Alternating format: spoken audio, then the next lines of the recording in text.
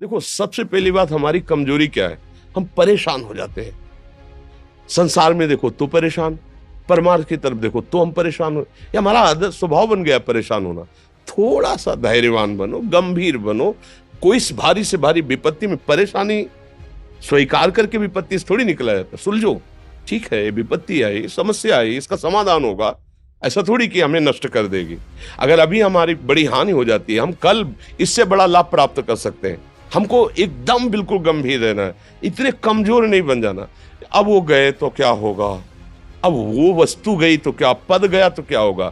प्रयास किया था, ये पद मिला था, इससे बड़ा पद प्राप्त करूंगा, मैं इससे बड़ा महान बनूंगा। ठीक है, एक बार गिर गया, गलती हो गई, दंड भोगूंगा, फिर इससे ज्यादा संयम में रहूंगा। बिल्कुल मतलब एकदम फ्रेश दिमाग रखना चाहिए। पर अपने लोग क्या है, जरा सी बात में एकदम पछड़ा कर लेते हैं, एकदम कमजोर हो जाते हैं। ये बिल्कुल ठीक नहीं है। हम जीवन भर की यात्रा की बात कह रहे हैं, भारी से भारी कष्ट में भी मुस्कुराना, तो हमें बल मिला है, हमें भगवान की कृपा का दर्शन हुआ है, हमें उनका दुलार दिखाई दिया है। अगर ऐसे तो भाग जाते, फिर परमार्थ में थोड़ी चलना होता है। आज जो आप सुन करके लाभ लेने की चेष्टा कर रहे हो ना, ये केवल प्रवचन नहीं है, ये जीवन है। अगर ये जिए ना होते ना, तो ये इसका प्रभाव नहीं पड़ता, फिर वाणी का प्रभाव नहीं पड़ता। हम इसीलिए कहते हैं, जैसे आप लोग एकदम परेशान हो जाते हैं जब बोलो, क्या हमसे ज्यादा परेशानी होगी? दोनों किडनी खराब, दवाई लाने के लिए पैसे नहीं, पानी रखा है हम उठ के पी नहीं सकते, भीषण शरीर में कष्ट, भीषण बुखार, क्योंकि किडनी फेल, जरा में बुखार, खाने को क्या, रोटी मांग के लाओ। अगर वहां सब्जी मिलती तो लाल मिर्च ऐसी पड़ के मिलती थी कि वो पा नहीं सकते थे। आप सोचो, पानी लाना है तो मुझे लाना है, पीना है तो मुझे पीना है। अगर मैं हारता तो कहां पहुंच जाता, क्या स्थिति होती? नहीं, मरना है। पर कदम पीछे, कोई दिन ऐसा नहीं जिस दिन सेवा ना की हो, जिस दिन सेवा ना गए हो। गुरु जी की सेवा में जाना है, पहले अपने को स्वस्थ साबित करना है, नहीं वो सेवा नहीं लेंगे। तुम बीमार हो, तुम कष्ट में हो, ऐसे उनकी दृष्टि परेशान थे, उनकी सेवा की, आके लेट गए। फिर हिम्मत की, अपनी श्री जी की सेवा की, मधुकरी नहीं गए, 3-3 4-4 दिन भोजन नहीं गए, पर सेवा नहीं छोड़ा, दिनचर्या नहीं छोड़ी। और उसका प्रधान कारण संयम, ब्रह्मचर्य, भगवत आश्रय, नाम जप, कभी हारने नहीं दिया।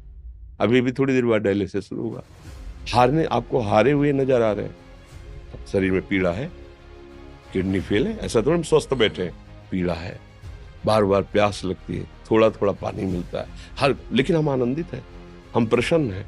हम लड़ाई में हारे नहीं हैं, ना हारेंगे, हम जीत चुके हैं।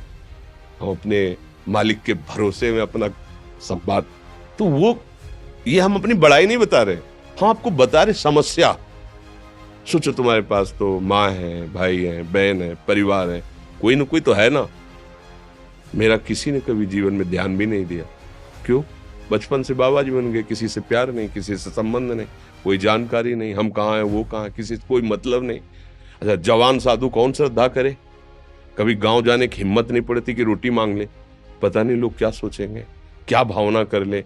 हम दरवाजे पे खड़े हैं, क्या कैसी भाव, तो जो हमारे सामने आकाश वृत्ति से आया यौवन अवस्था में, वही पाया, अन्यथा भूखे रह गए। जब हम हर समय अपने को विवेक के द्वारा सावधान रखे, तो हम कभी निराश नहीं हुए, कभी उदास नहीं हुए, कभी ऐसा नहीं लगा कि यार हम दुखी, कभी नहीं लगा। उसी का फल है कि उस सुख का संकेत मिल गया जहां दुख की निशानी भी नहीं है। वही उसी के बच्चे हो, हम सब उसी धातु से बने हुए हैं। हम इतना क्यों परेशान हो जाते हैं? हम ये देखते हैं, अपने लोग थोड़ी बात बिगड़ गई परेशान, नहीं बिगड़ी तो बिगड़ जाने की संभावना में परेशान है। आज सुख है, लेकिन कल सुख छिन जाएगा, तो हम आज के सुख में सुखी ना होकर कल के दुख की आने की संभावना में हम भयभीत हो। मतलब क्या हमारी सोच रह गई? हमको इतना बलवान बनना है कि सुख और दुख दोनों हमको छू न सके। भारी से भारी सुख की व्यवस्था है तो अहंकार नहीं, हर्षित होकर किसी का अपमान न करे कि हम धनी, हम पदाधिकारी, अमुक। भारी से भारी दुख आया तो हमें किसी के सहयोग की जरूरत नहीं, हम फिर अपने कदम बढ़ाएंगे, हम फिर जुड़ी हुई अपनी भावनाओं को सजाएंगे।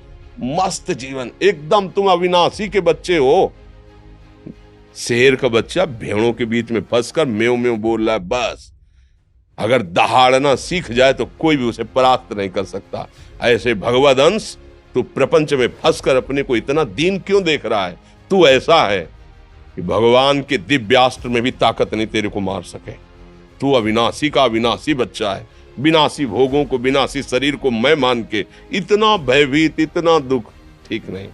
ये सबके लिए, केवल एक के लिए नहीं। आप समझो, आप लोग सोचते हैं हम गृहस्थ होकर भला ऐसी स्थिति कैसे। जनक जी सुखदेव जी के गुरु हैं और राजा हैं, महल है, रानियां हैं, नौकर है, चाकर। क्या सुखदेव जी जिनके शरीर में लंगोटी भी नहीं है, दिगंबर, परमहंस के गुरु हैं जनक जी जो राजा हैं। समझो आप ऐसा ना सोचे कि हम नौकरी कर रहे हैं, हम संसार में, हम गृहस्थ हैं, हम आध्यात्मिक की ऊंचाई पर नहीं चढ़ सकते। नहीं, आप एक सरकारी नौकरी या आप किसानी या व्यापार करते हुए आप एक अध्यात्म की ऊंचाई में चढ़ सकते हैं। और अध्यात्म ही है जो तुम्हें इस माया के दुख सुख से ऊपर उठा सकता है। दूसरा, चाहे जितनी संपत्ति आ जाए, आप सुखी नहीं हो सकते। सब देख लो, आंख खोल के देख लो। अध्यात्म ही है जो तुम्हें हर कष्ट सहकर मुस्कुराकर जीने का रास्ता बता देगा कि आप आनंदित हो जाओगे। कुछ नहीं बिगड़ा। अध्यात्म है तो कुछ नहीं बिगड़ा, अध्यात्म नहीं है तो कुछ नहीं बना, कुछ हाथ नहीं लगने वाला।